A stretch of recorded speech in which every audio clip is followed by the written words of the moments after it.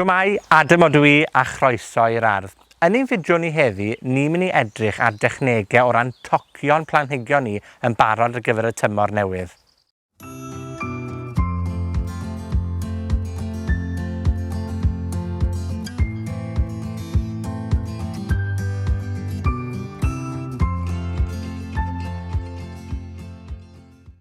Mae dysgu sut i docio'n gywir yn sgil allweddol yn yr ardd, a mae yna gymaint o dechnegau gallwn ni ddefnyddio i docio, ond yn syml, tocio yw lleihau tyfiant planhigyn neu cael gwared ar stemiau neu brigau nad oes angen ar y planhigyn mwyach mwyn annog tyfiant ffyniannus a chrif yn y tymor tyfu newydd.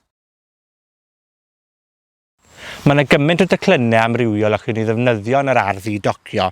Y rai fwyaf cyfarwydd i ni yw'r siswrn tocio, mae'r rhain yn gallu tocio o ran fwyaf o blanhigion. Wedyn, mae gyda ni'r gwellau. Ni'n defnyddio'r gwellau i dorri perth neu tyfiant meddal i slaw. Hefyd, mae gyda ni'r tociwr mawr. Eto, yn debyg i siswrn tocio, ni'n defnyddio hwn ar gyfer y planhigion hynny sydd â boncyff sydd ychydig yn fwy trwchus. Ac yn olaf wedyn, mae gyda ni fan hyn y llif cod. Mae hwn yn ddefnyddiol iawn am y brigau hynny chi ffili ymestyn sy'n uchel lan yn y cod. Wrth docio, dylwn ni wastad torri'r stem ar ongl 45 gradd, fel bod y dŵr pan mae'n bwrw glaw yn golchi oddi ar y stem ac yn sicrhau nad yw'r pen yn heintio neu'n pwdri. Felly, ewch ar siswrn tocio fel hyn, ar ongl o 45 gradd a torrwch fel la. Ar ôl i ni ddefnyddio'r siswrn tocio, mae'n syniad da i sychu fe gyda diheintydd cyn defnyddio fe ar blanhigyn arall i wneud yn siŵr bod ni ddim yn lledu heintiau o'r un planhigyn i'r llall.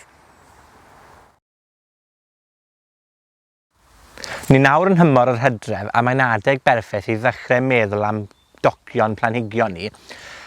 Mae tocio ar yr adeg gywir yn bwysig i gofio, ond mae'n dibynnu ar natur y planhigyn. Felly, os oes gyda chi blanhigion llwynog yn yr ardd sydd wedi blodeuo yn yr haf, mae unrhyw bryd yn yr Hydref hyd nes y Gwanwyn yn adeg da iawn i'w tocio nhw, fel y rosyn yma enghraifft. Ond gwed bod gyda chi cod ffrwythau neu goed yn yr ardd, mae'n dda i aros nes dechrau neu ganol y gaea pan maen nhw wedi colli dail nhw'n llwyr cyn mynd ati i'w tocio.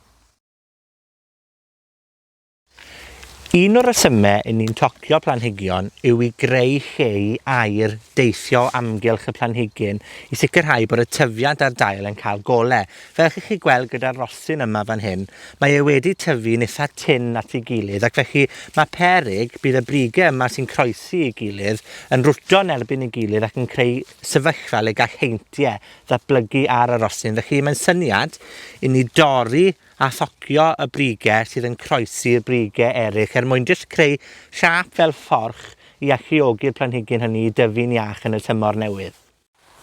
Yr adeg gorau i docio'r resynod yw ar ôl yr rhew cynta.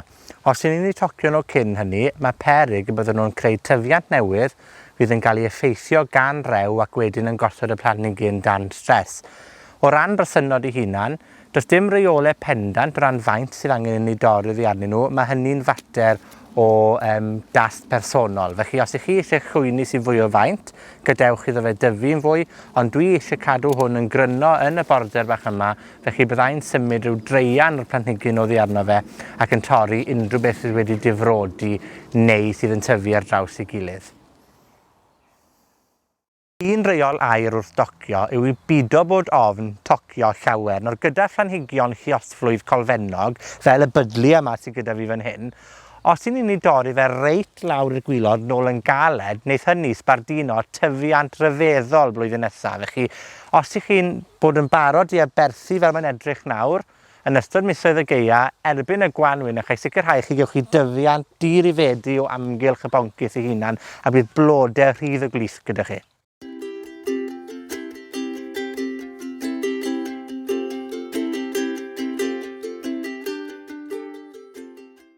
A dyna ni, felly bod yn edrych yn llym, ond y gyd sydd ar ôl gyda fi o'r bydliau. Ond chi'n gweld yr egin bach yma, bydd hwn yn creu llwyth o frigau blwyddyn nesaf.